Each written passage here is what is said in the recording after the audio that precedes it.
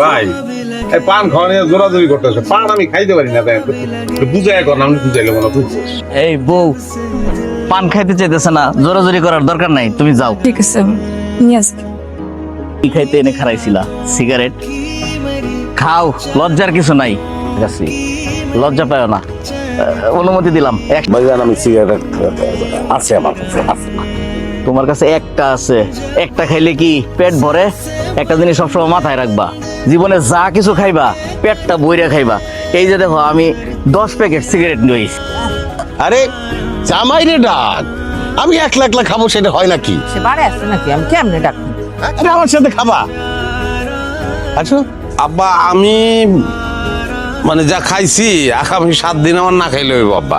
আসো বাবা, তোমার শ্বশুর একটু শখ করতেছে। তোমার শ্বশুর আজকে আছে কালকে নাই, পাশে বসে একটু খাও, মানুষের শখের মূল্য দিতে হয়। আসো।